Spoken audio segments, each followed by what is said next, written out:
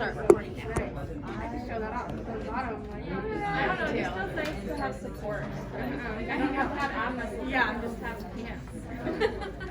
who needs to have muscles? When you've got things do the work for you. Oh, I went to look for like slacks yesterday because I can't find a single pair that fits my freaking fat ass. Oh. Like literally my butt. Yeah, I understand. The cheeks just don't. They take up too much room, and then you have no room for your crotch because it like sucks all the room up. Or and then I like size up and it's just huge in my waist. Yeah. I have the opposite problem. Like, I don't have things that fit around my waist because my butt is so small. Like, they think that if my thighs are as big as they are, then I'm going to have a huge butt, and then I just don't. Oh, they're like my thighs are enormous. Perseverance. I think it's that is really small. You know, I think it depends on the situation. Yeah. I have a lot of that. Yeah, like the slacks they have normal size thighs, but not professional. I feel like they're They're unprofessional. They don't even touch each other. Yes. When you walk, you know, yeah. Have you seen my thighs? They do have a deodorant. Oh, I did that freaking once. wish. I have to like rub deodorant on my thighs if I'm wearing shorts. Otherwise, they're Yeah, swimsuits. Yeah, I'm having leg burn. deodorant. Rub deodorant on them. It helps. No, you do not have. I went back. And I think my thighs are nice, so I'm kind of biased. Oh, I'm recording it. Yeah. I don't have Facebook though, so it won't be like live or whatever. But No, you look very like. but it's recording right here, and I'm gonna send it. But I don't think you have to. But if you want to like prop it up there, Yeah, you you can always ask us. I worked at I got out of that massage and I booked it here. Oh, you had one too? Me too. Yeah. that environment. Okay, I don't know if it's starting. Patient population in a different hospital. Come on, Oh, is Mofo. that from your concert? Is a toxic. On Wednesday, yeah, it was Wednesday. Why does today feel like Monday? I didn't know. so freaking fun. That was fun too. Okay, this isn't working. Come on, Lord, let it work. Kidding, you always do. It's a limit. That's human nature. It's not working. You don't get over that. I'll just send it. Did you? I was gonna say cheaper regardless. Well, the good thing about learning from other people. Like, I like the way they do that. I don't like the way they do that. Okay. It's 11 o'clock. And you're stuck with a substitute teacher today. Oh my God. My son teaches high school in Banks, and for a couple of years before he got his full-time job, he was a substitute teacher. He says some was good and some was bad. But you're stuck with me for today and then for Monday. So what we're going to do is talk about central nervous system dysfunction, assessments, some different disorders that can happen, some therapies that we can intervene with. Remember that when we talk about any kind of disease or any kind of pathology, the first step in figuring out what's going on is, what do you think it is? Well, yeah, I mean, everything starts at a cellular level. You're exactly right. It's got to manifest itself somehow. So the first thing that we're going to do is talk about assessment. That's what nurses do all day long, over and over and over again, is that you assess. You notice. You notice stuff all day long. You notice if the patient's getting sicker, you notice if they're getting better, and you communicate with your healthcare teammates. So, for Friday and Monday, we're going to talk about specifically central nervous system issues. Okay, so I'm going to have to walk over here and turn this slide. I don't have an iPad to assist. So, a couple of concepts that we want to talk about is understanding what the idea of cognition is. What do you guys think it is? Everybody's doing it now. Thinking. Thinking, yeah. Another word that you would hear in the clinical setting is assessing somebody's executive function. Who's ever heard of the term executive function? In what context did you hear that? It was in psychology, like higher thought processes. That's exactly right. not all executives have executive function, but that's beside the point. It's the ability to plan, to think, and when you're taking care of folks in the hospital, you're assessing executive function. Every time you go into the room, what's a way that you can just, across the room, look at executive function? Body language. Body language, you can see if they react to you. You can just greet them as you're coming into the room, and this is something that nurses do and physicians do and paramedics do when they come upon a scene. Hi, Mr. Jones, how are you feeling today? Body language of that, he acknowledges you, saying, hi, I'm doing fine today. Mr. Jones, what day is it today? How does he answer that? So you can get a lot out of your central nervous system assessment by just having a simple conversation. It doesn't need to be, what is 1 + 1? What is 4 × 4? What is the date? Have a conversation with your patient, the person that you're taking care of, and see how they respond to you. It's very casual. That way you don't get them all freaked out and stuff like that. You're assessing their executive function. But that's what we talk about when we're looking at cognition. So that's part of the assessment as well, okay? Another thing that we want to make sure you're aware of is just the idea of sensory perception. What is that? The pre-lecture, Loretta talked about a beta fibers, a delta fibers. What are those for? Transmission of signals. Right. So we're assessing that. And we're going to talk about several ways that you can do that. But that's automatic. You don't have to think about that. So you want to assess just how their peripheral nervous system works, how their central nervous system works in their spine, how they sense it, and then how they respond to it. Can they move their hands? Do they move equal bilaterally? So we're looking at a couple of things today. Cognition, executive function, and then what is their automatic type of nervous system? How do they perceive pain? Do they hear? Do they see? Because all of that is assessed through looking at cranial nerve function. Who remembers the cranial nerves? A little bit. What do you remember about them? Cranial nerve advertised involved with heart rate. Okay, that's a vagus nerve, right. Does anybody remember a little mnemonic about, Yeah. The lipstick for I know there's a dirty one. yeah. Back in the 80s when I had to memorize it, on Old Olympus towering top of Finn and German Wende Hop. Right? Does anybody know that one? No, I didn't. I should have done a picture of it. But when you know those cranial nerves, it will help you be able to assess the intactness of them. And we'll talk more about this as we progress through the slides. But this is what we're going to talk about, just assessing cognition and executive function and assessing sensory perception. So when there is a central nervous system injury, generally it's caused by a number of things, just generally. When you understand things generally, you're able to apply it to lots of other situations. So we'll just talk about some general categories.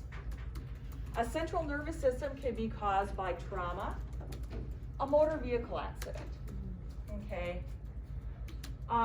You're working in the ER. Who wants to be ER? Okay, you're working in the ER. And what happens when you're working in the ER, you get a phone call from paramedics, from the pre-hospital folks, and they say, we're bringing in a motor vehicle accident, okay? So you start asking questions. The victim, tell me, was the victim the driver, a passenger? Was the victim seat belted in? Just those two things. How many miles per hour? Was it a front end, was it a side? Because that will tell you if it's a front end and they weren't lap belted in. It will tell you specifically for CNS injuries, it could be a coup contra coup kind of injury. So we're expecting to assess trauma here, spinal cord injury. Automatic, just by finding out little pieces of information. again, it's the part of the assessment and the questions that you ask. If it's a sideways impact, we're looking more at this kind of thing. Again, spinal cord injury type of thing. So some of that injury could be caused by blunt force trauma, closed head injury, gunshot wounds, things like that, okay? Another way that you can get CNS injury is by ischemia caused locally. What can cause localized ischemia in the brain? Blood clots, tumors, stroke. The stroke can be caused either by a blood clot or by a bleed. And we'll talk about the difference between those as we move forward, I think probably on Monday. So the ischemia can be caused locally, or ischemia can be global. What do we mean by global ischemia? What could cause global hypoxemia? Not hypoxia, which is local, but hypoxemia. Low blood pressure. Low blood pressure, perhaps. That's more lack of perfusion to the brain. A significant hemorrhage, maybe? That's going to be more local. Can we, instead of going like outside from external, can we go internal for like sepsis or something like that, like a bacterial infection? That may cause preload to be lost. What can cause oxygen from not being attached to the hemoglobin? Yeah. Well, I was gonna say that the pons medulla, if it was damaged, then they would lower the respirations, which could cause. That could be it. That could be it. Yeah. Suffocation, drowning? Amen. Decapitation. Amen. Yeah, I was thinking. A way of oxygen, or reasons why oxygen is not being attached to hemoglobin. Maybe there's low hemoglobin. That causes hypoxemia, lack of oxygen throughout the body. So, you know, you're taking care of somebody who has, I don't know, a major bleed. They've lost a lot of blood, so that's very true. But for some reason, they're just super anemic or something like that. So you want to know, you have to find out information when you're taking care of these folks. So there could be ischemia either locally or globally. And we have tumor and edema right here. What are some things that can actually cause cerebral edema? Infection. Infection. Sepsis may have, yes, yes ma'am. What about like hepatic encephalopathy or how do you pronounce that word?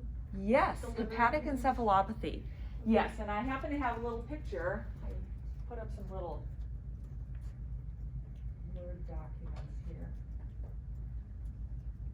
Okay, where's my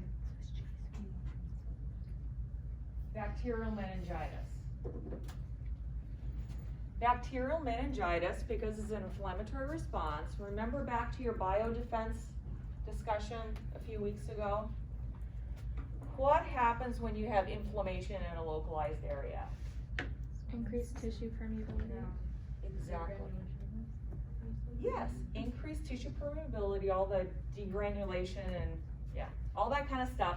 So what can happen is we can have actually fluid accumulating in the brain itself, causing pressure on the brain, and that will cause increased intracranial pressure.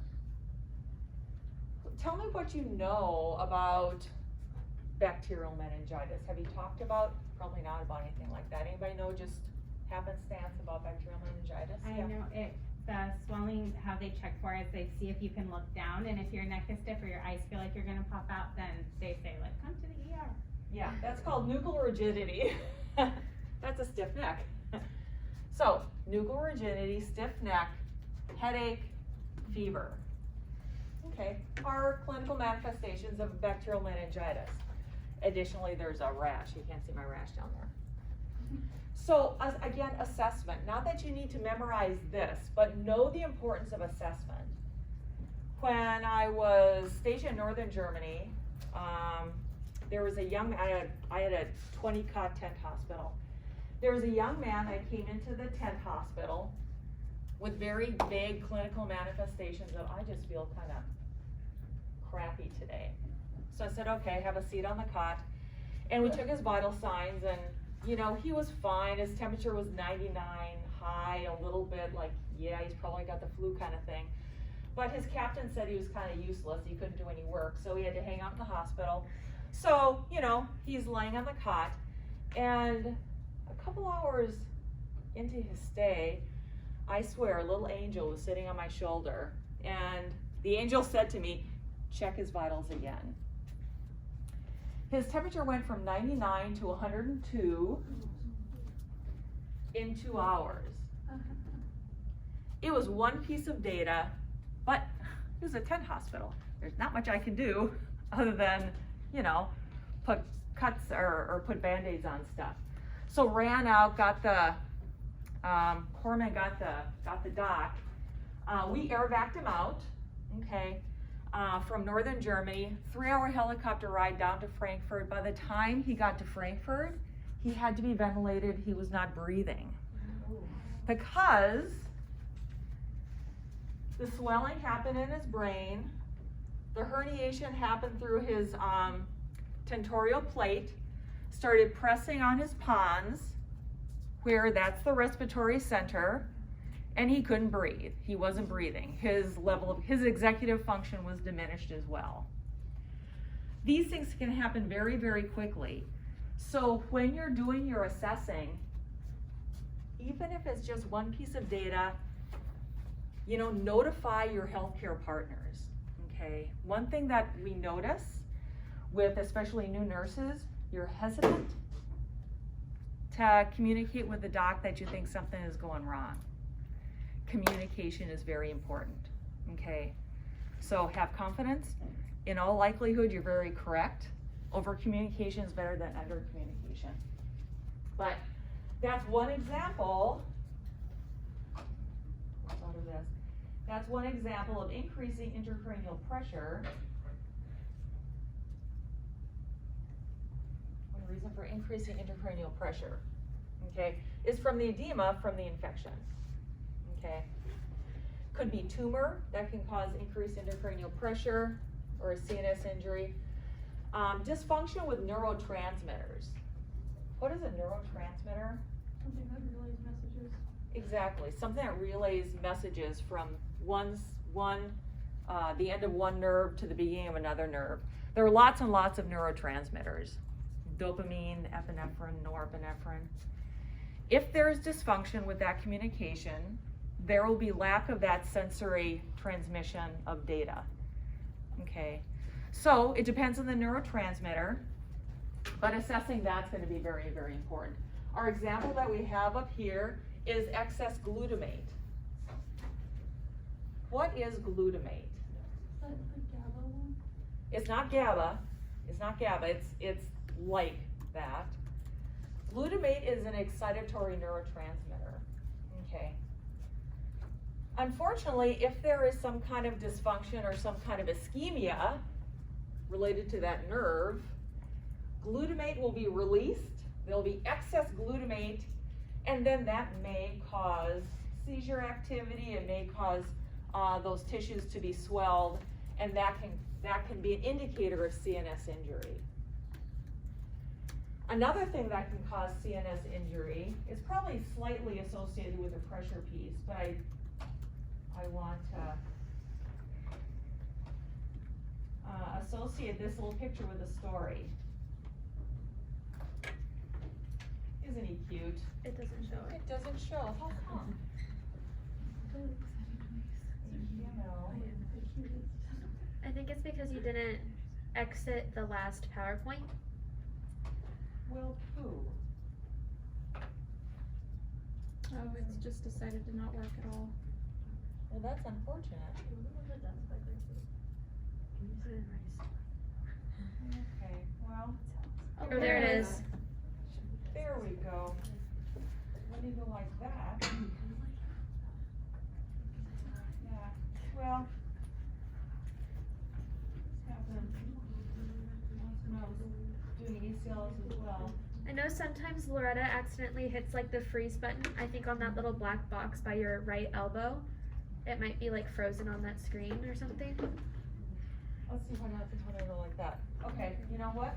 I am just going to keep going this way and I'll explain my little parasite. Okay. There can be parasites that attack the brain as well. There was I love working with paramedics. They are awesome because they can bring in the most interesting cases. There was a bicycling accident. This is in a southern state. Okay, there was a bicycling accident and a bicyclist and a car collided.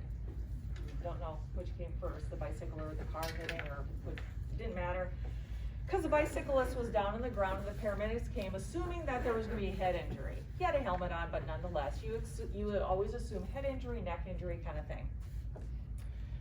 Well, the paramedics treated the patient appropriately, brought him into the hospital, and the patient started to have seizure activity, and needless to say, decreased level of consciousness. Paramedics took off. They didn't hear the rest of the story, but when CT was done, the brain showed that the brain was looking like Swiss cheese. There were literally holes in the brain tissue. Well, there's only a few things that can do that, and one of them is larva from pork. Okay, is called Taenia solium.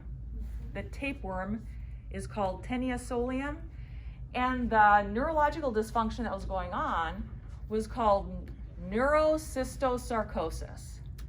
Okay, that's not going to be on a test, but nonetheless, you have to notice those clinical manifestations and understand that many things can cause CNS dysfunction. Pressure, neurotransmitters, parasites and bacteria, and virus. Okay, so that's the gamut of things that we have to look for. So as we do our assessments, we're looking at 4 things today, and this is what we're going to spend the rest of the time on. Oh my gosh, it's already 2 minutes after. We're going to look at level of consciousness, which is the most critical early indicator of changes or dysfunction in central nervous system. We're going to look at patterns of breathing. We're going to look at sensory input and motor responses, and we're going to look at oculomotor and pupillary responses. Okay, so those are the 4 things that we're going to cover today.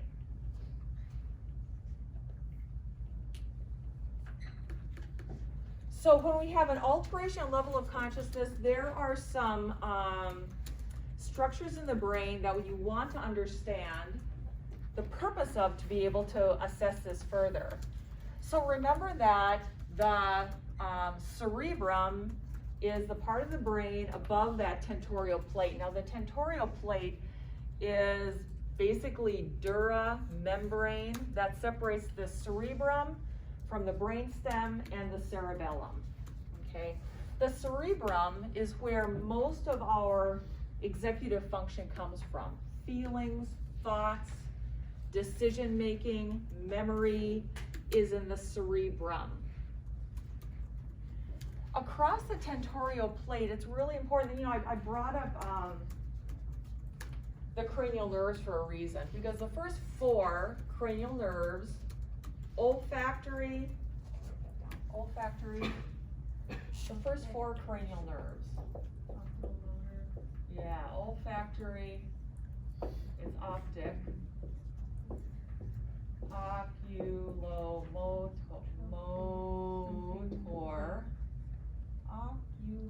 close enough, and trochlear are cranial nerves 1 through 4. These are the cranial nerves that are in that tentorial, that cross over that tentorial plate. So you've got the, and then the cerebrum is kind of down there, and the brainstem goes like that. You said they cross over the tentorial plate? They're in this area. Oh. Okay, they don't cross, well, crossover takes place, but we'll talk about that later with stroke. That's later on today. But they live in this area. So because they live in this area, if there is pressure or dysfunction happening in the cerebrum, pressure may happen there, and that will cause dysfunction in, well, I suppose you can tell them if they smell something funny, but particularly the optic, oculomotor, and trochlear. Here's where vision, ability to move your eyeballs, that's number 4, and that pupillary response, that's number 3, you'll see dysfunction there. But that's pretty late in the game when it comes to that pupillary response change. But that's why we see that happening. Those 4 cranial nerves are in that tentorial plate area that separates supratentorial from the infratentorial area.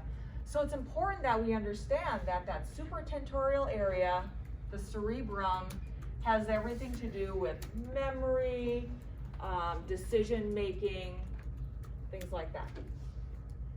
In the infratentorial area, what is the cerebellum? What is some of the main activity that gets controlled by the cerebellum?